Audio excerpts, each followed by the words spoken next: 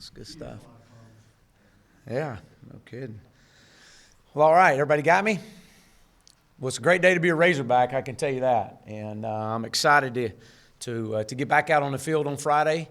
We've just transitioned into our second quarter. Matter of fact, this is our championship Monday day. And so we introduce our second quarter, and our second starts out with second quarter mat drills. Coaches ran, introduced it on Friday, had it this morning. That's why we're all a little bit hoarse. But I've been very pleased with the second winter conditioning under Coach True and our strength staff. It's amazing to see the transformation from year one going through it the first time, and now to where these guys are coming out of the second winter conditioning. So excited to see that. There is a noticeable difference. There's a noticeable difference in their bodies and the conditioning. Obviously, the expectations, as you would expect in year two, and a noticeable difference in our culture, which was mandated and demanded by everybody in this building. We're talking just briefly about culture and our program culture. We're at a next step in it. It's time to take the next step. And I talked briefly about this earlier, was that year one, you teach the culture, and you spend a lot of time teaching the culture. And I could talk all afternoon on culture because it's a belief that drives a behavior that produces a result. And if you don't like the results you're getting, you might need to look at the behavior. And from the behavior to the belief. And so we've reverse engineered this, and this has been part of our of coaching and a part of my past for many years.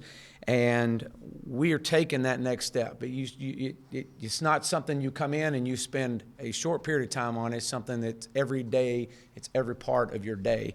And year one, you teach it and instill it and demand it and hold them accountable, hold your coaches accountable. And year two, you start the transformation into how to live the culture and to make it a habit. I want to build a program to last, something that is going to be very much a pride across this great state. And to do that, there's got to be structures and a culture that has to be instilled and demanded. Team bonding, that's another thing that is really has been evident as we come into the second quarter, becoming a closer football team. That is something that I've been very impressed with. That's something that we talked about. Again, you go through a coaching change and people are learning each other. It's really it's hard to do everything in a short period of time. And so one of the things we talked about as a staff is we have to become a closer team. And so we did that. So and are doing that currently. We were intentionally to make that a part of our everyday. And from mandatory meals, breaking bread together, sitting down together, had a recruit and his family in the other day, and they made reference to me. We went over to the Jones Center to eat breakfast, and they made reference to me of how really special it looked to see our entire team or guys just basically occupying two full tables, sitting and eating and fellowshipping together.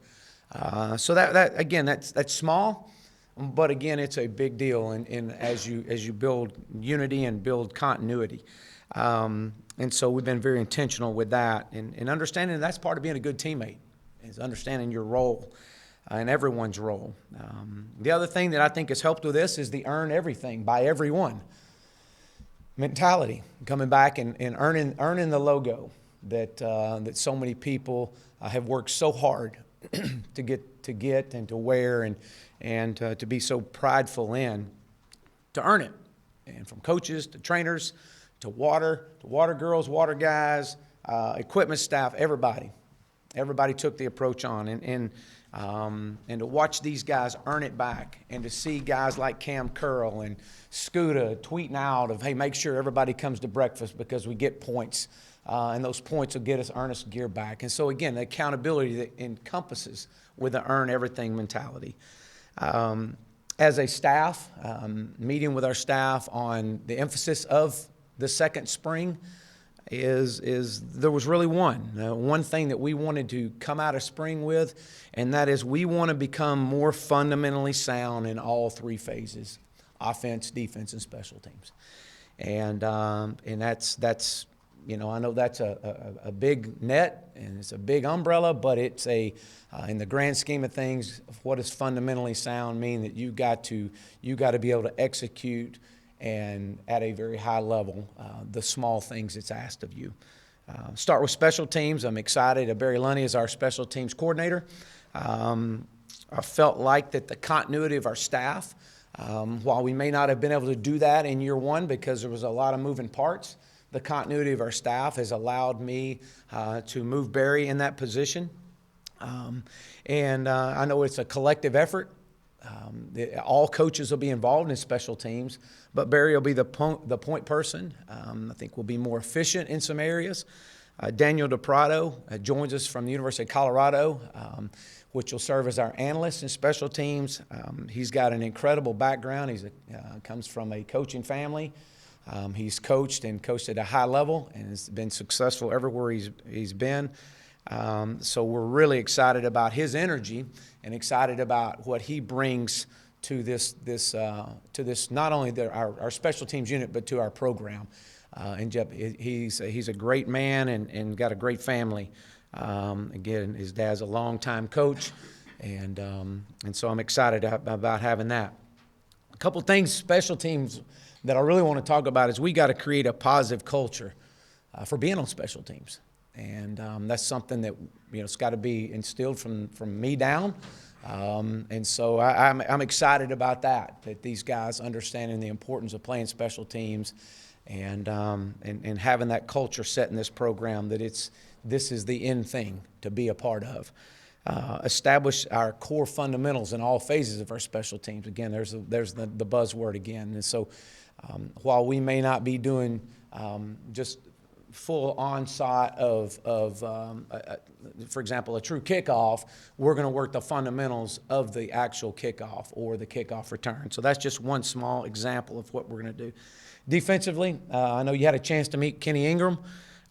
First of all, a great man, a great family that brings far more to this program than just a football coach. And he fits us. He fits our culture. He fits what we need, and I'm excited about his background. I'm excited about his positiveness and the energy that he brings in this program. A former high school coach, a legendary high school coach in the Memphis area, which is part of our footprint, and will be a genuine asset to us in recruiting. And we all know the quality and players that come out of the Memphis area. He played for Coach Caldwell, so there was a connection there, which is key. I'm excited about him, and then I'm really excited about how he's planning on developing his players both on and off the field. That's critical, and so we're bringing back a core group defensively. I'm really excited about. Obviously, we know Scooter and what he's brought to our defense. Sosa, Cam Curl, T.J. Smith, which has been an absolute phenomenal leader. Coming through winter conditioning, he and Scooter and Sosa have really stood out.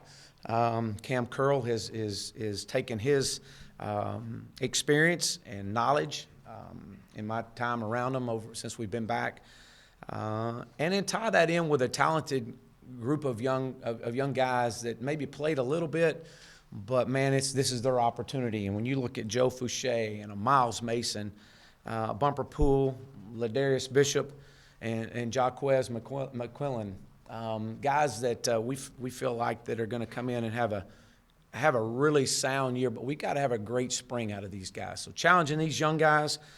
We know the early enrollees.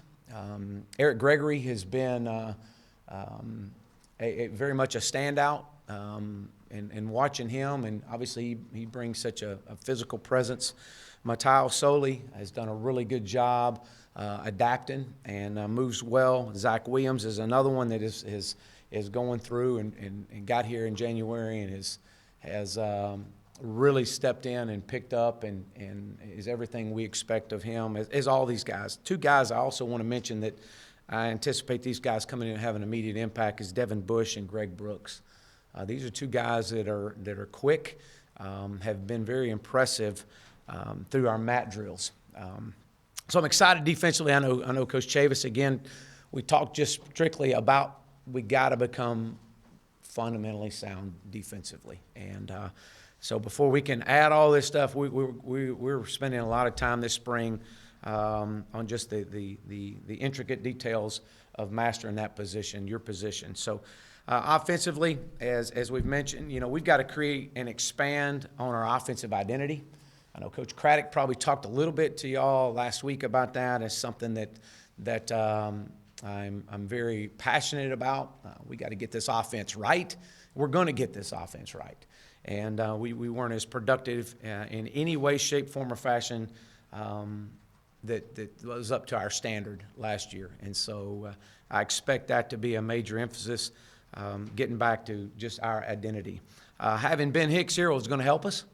As also having John Stephen Jones and Connor Nolan and Dalton. I mean, those guys in their second year, you would expect you're in your second year, expect things to be better. But I'm excited about that. I think that what we've seen already from the time we've got here in January to where we are right now has been far in advance of where we've been. And I say that in regards to these guys, the extra work they put in on their own. Offensive line depth. I know Coach Fry has probably said a little bit about that, but, I think we've had 1 week since we've been here to where we had 10 offensive linemen at a practice that were on scholarship. And so to be able to come in and to know that we've got an opportunity to promote and demote on the spot from an offensive line standpoint will help us, creates competition, which is what we have to have. And, to really settle in from Myron, Cunningham, Chaboise, and Drew Vest, those guys being able to come in here and help us out with the addition of the guys that have played a lot of ball. I mean, we want to put some pressure on those guys. We want to create competition and to see how they're going to respond. We'll tell you this, Colton Jackson and Shane Clennon have done a exceptionally they've done a really good job in quarter one. Now, how that's going to translate over into spring ball, I would expect no different. I would be highly disappointed if these two young men haven't carried that over into spring football starting into quarter two. They've been a pleasant surprise. Our skill guys, especially at wide receiver, another area that we brought in, obviously, Shamar and Trey Knox. Those guys have brought a lot of energy, and they brought a lot of competition to our wide receiver room. And what I have seen is this. I've seen Davion Warren and Deion Stewart and Mike Woods, Jordan Jones, Colin Jackson. I've seen those guys have to elevate their game even more. And so there's a sense of urgency, so to speak, in that wide receiver room, which was good to see. All of them rose their game, and that's what you want. That's why you go out and recruit. And I think you've seen the recruits we brought in this building. And continue to bring in this building. And it ain't going to stop. We're going to continue to recruit at a high level. And it's not to threaten anybody. It's to know that this is what it's going to take to get this program right. And because you create competition and you raise someone else's game is what you're after. And so our running backs, all of them are back. Rakeem Boyd will not be a part of spring. T.J. Hammonds is not on the team. So Rakeem is out. Devwah Whaley, Chase Hayden, this is a tremendous opportunity for these young men in their second year to elevate their game. And we know the production that we had at tight end, and to see C.J. O'Grady back, Grayson Gunner. We moved Chase Harrell from wide receiver to tight end. He's actually bulked up. I think he's about 235 right now. Looks good. And so to be able to utilize his skill set and to carry on the production at a position that already has one of the premier, reception guys of a tight end across the country back. So, I'm excited. I know we'll open up for questions. I'm excited about this, and to just get these guys back on the field and to start this second spring. I know we're optimistic that we know we're going to be a better football team. We're a long way away, and we got a lot of work to do. But we're going to take one day at a time and to get there. So with that, I'll open up. Chad, so that Earn the Logo idea has kind of gone viral across the country. How did that idea first come about? Every day counts on the last day. And, there's going to be a last day for what December looks like. And all those days, every day counted. And so we started that way. We started with the word every. And then we started with the fact that we knew we were going to redo our locker room, and that we were going to have to transition them out of that locker room. And so it turned into, wait a minute, we're going to be in a visitor's locker room. Let's earn our way back. And then going back to some things that we've done. I've done in high school before. But the only way that it was going to be successful is we were all going to do it. We were all going to do it. And it wasn't just the players. It wasn't just the players and the strength staff. It was everybody. And so we started going with it and running with it. And when the players saw that, man, hey, Coach Morse is doing it too. I mean, it was Coach True's doing it. It was okay. Hey, now it creates a competition and accountability. And as I shared, with our staff, I'll be the last guy that puts the gear back on. I'm still in my every gear right now. Chad, what happened with Hammonds? Is he going to play somewhere else, or is he in the transfer portal, or what happened with him? No, he's just not on the team right now. Giving up football, or what? Why did he decide not to play? He's just not on the team. That's kind of where we're at, and is he going to play somewhere else? I don't know that. With Connor doing so well with baseball, how much do you anticipate him practicing with you guys, and do you have an idea when his first practice might be with football? Yeah, I'm sure he'll be here Tuesday. I would anticipate we may have him here Friday. But how about that guy? I mean, what a heck of a start that not just him but our entire baseball team, and it's impressive to watch him, and so I'm excited about him. But he'll be here, Bobby. He's going to be here and be around. Chad, who's going to take the first snap, first practice? Somebody's got to take the first snap. We hadn't even scripted that and hadn't even started that. I really couldn't tell you right now. I mean, I don't know. We'll get into that. I know we're working on installs right now. But you're talking about a quarterback, I assume? Yeah. So I don't have a clue, but it'll be they'll rotate through, and I mean they're all going to get an equal number of reps, and so. We'll get to that probably this afternoon or tomorrow. Ben Hicks, how has he been integrating with the guys? And I would guess that he's just got to learn some more lingo and stuff. Everything should come back after that, I guess. Yeah, one of the impressive things, just listening to him and the other guys talk, is, man, the continuity with him and the quarterbacks that are here, him and Connor and John Stephen and Dalton and Jack. I mean, Ben's actually shared that with me. He said, man, those guys, he's really welcomed him in, and he's brought a lot to their table as well, as far as teaching them on the different looks and the reads and what we're expecting. And so he's been a great addition to helping coach. And so he's coaching the coaches, or coaching the quarterbacks, and he's also coaching wide receivers when he's out there, and they're out there throwing on their own, and just those things like that. That's what you ask, and so he's demonstrating. It's what you're asking, and just sharing. Ben sharing all that with me has been how the guys have been receptive to him. It's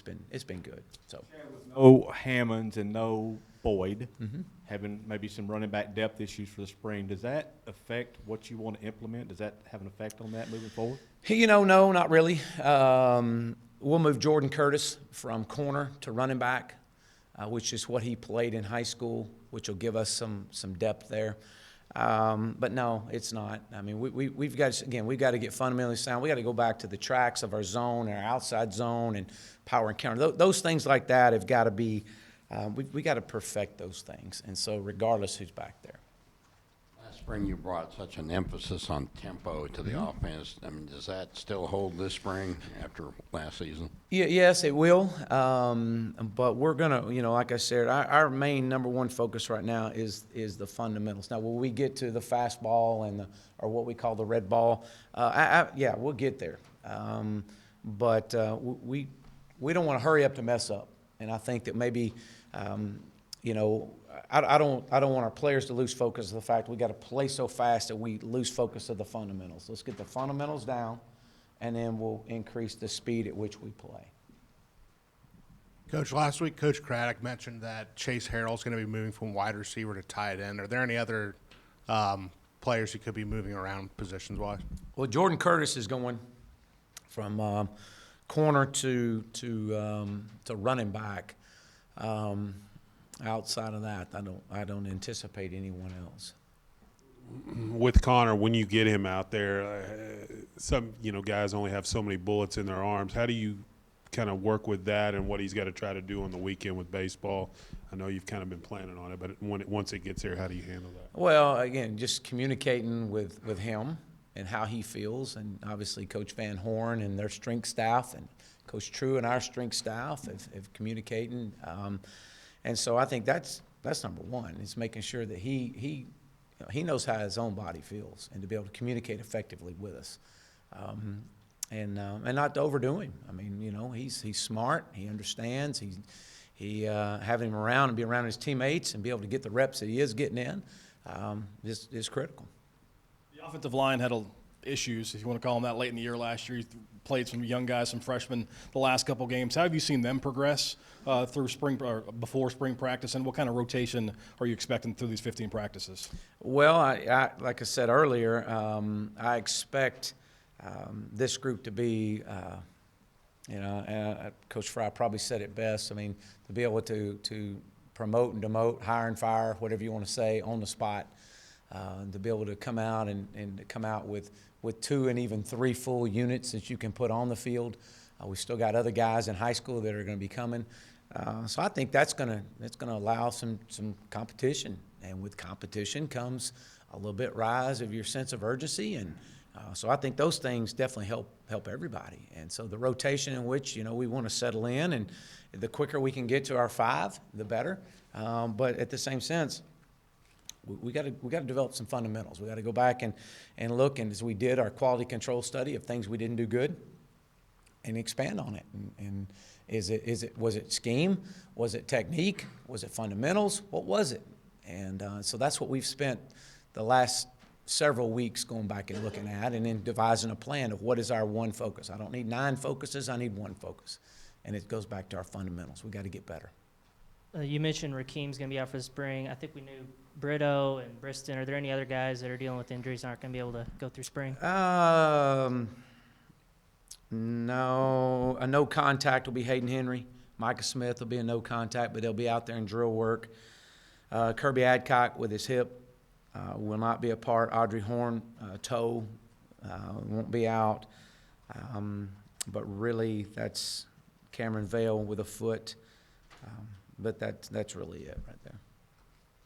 As far as Scooter, just how much you kind of count on him being really the foundation of your defense, or a big part of it? Yeah, a whole lot. He's taken on a leadership role that he's been challenged with through Coach Chavis and through myself, and to understand that you are a returning player that's an all-conference guy, that now we need you to elevate everything you do, and he gets it and he understands it, and not only that, but he's moving better than I've ever seen him move right now. You said Connor Friday. Do you mean like the first Friday, like this Friday? Because he probably won't pitch till Saturday, I think. Right. So he'd be out He there. could be out there Friday. I have not. Like I said, I hadn't gotten with him, but I would expect him to be around. If not, if baseball doesn't have anything going on, or they're traveling, or what they're at. He'll be playing, but he won't be pitching. Right. So, and then how are the early enrollees? How have they kind of integrated themselves into the program, and what do you expect from those guys this spring? Well, we slowly brought them in. I think that's another thing that we did really well. I asked our strength staff to give me 3 things that we did really well on in quarter 1. Today they shared that with me. Obviously, the mandatory breakfast was huge. 2 was how we integrated the new Hogs and the early enrollees, the true freshmen and guys that are coming in, being a part of our program, and slowly integrating them in with everybody and bringing them into the fold. So you say, well, what do you mean by that? It's when they got in, you wanted to bring them and get them up to speed with everyone else, teach them the technique, show them and teach them our culture and what accountability means. And if you do mess up, you mess up in your small group here before we get you into the entire team setting. And so I think that's really helped. And once they got there, they already knew what to expect. And I want to give credit to our current players because they've done a really good job of opening up their arms to these 12 guys that came in. They've done a good job welcoming them in. Coach, Connor Nolan and Coach Van Horn were appreciative that you came down and watched him throw, I don't know, maybe a bullpen or two. And Dave said you knew baseball and you had questions about what was going on and you seemed to be getting into the spirit of what they were doing. Can you recall those and what's your level of baseball knowledge? I played it. Obviously, it wasn't quite as good as Connor, but yeah, obviously, I love baseball. I love all sports, and I love to watch guys compete, whatever sport it is. It doesn't matter, and maybe that's part of being a high school coach. You encourage your players to, if you can do multiple sports, man, you're competing. What part of competing at any sport do we not want? I mean, we want guys that want to compete, and that's why we encourage high school players across the country, man, go play multiple sports, go compete. Whatever that may be, powerlifting, go powerlift. It doesn't, go compete. And so to be able to watch one of our own, and Connor going down and competing and watching how special this young man is, I mean, I'm excited. I mean, and they're having success and winning. He's going to bring a winning attitude back to us. Man, hey, again, you love those things. Will Justice Hill go through spring football, and if so, at what position? Yeah, yes, he will. Obviously we're going to get to the point of when he'll be out. We'll wait and see on all that. I've met with him, talked with him, and it'll be at the position that he feels that and that we both feel that he can contribute. I've left it up to him. If he wants to come out and whether it's corner, wide receiver, quarterback, running back, whatever it may be, we know he's an athlete that's had a lot of success, won a state championship, and again, anytime you can have a guy on your team like that, we're excited about. So now the thing is, I would anticipate him is probably going to be right before spring break, before he gets out. How does that work with him since he was not on scholarship now with basketball, but going on scholarship? How does that work with what? It doesn't affect us any. So he'll just come on over. So on the sports psychology side of things, since a lot of these guys are new and haven't started before, how does that help the collective mindset of the team since they didn't really play necessarily an active part in a 2-win season? Well, I think the thing that it does for those guys is all they know is the culture they walked in the front door on. That's all they know. That's their expectations. And so to be able to come in and not have to relearn something, this is what they know, they can now focus on here's what's asked of me. Here's our expectations. Here's what I got to do. And now I get to go out and perform on the field. So, 2 more. What kind of conversations have you had with Mike Anderson about justice? Because we asked him a few weeks ago, and he said he hadn't yet talked to you about it or anything. Yeah, we're going to wait till after everything is over with and get together on that. I know that Justice and them and Coach Anderson is, they've talked a little bit, and so we're going to kind of wait until after the season. Chad, I know that tempo was mentioned a while ago, and I want to kind of hit that again with this going into your second spring and having a quarterback, Hicks, who is familiar with your system. How much more of a comfort level do you have with him and running your offense and being able to do things maybe last spring you were not able to do? Well, I think a comfort level from all our quarterbacks that are back.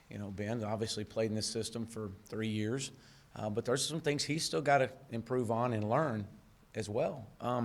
But to be able to have the guys that have been in this system that are returning to be able to come back and to grow and rise and kind of rise their level of knowledge and urgency of learning this offense and allow us to expand it even more. So, yeah, I think it does. I think it all just feeds off each other. What does it do? It creates competition.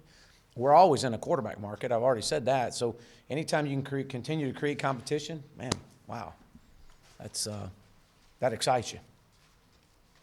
All right, look forward to seeing y'all Friday, Saturday.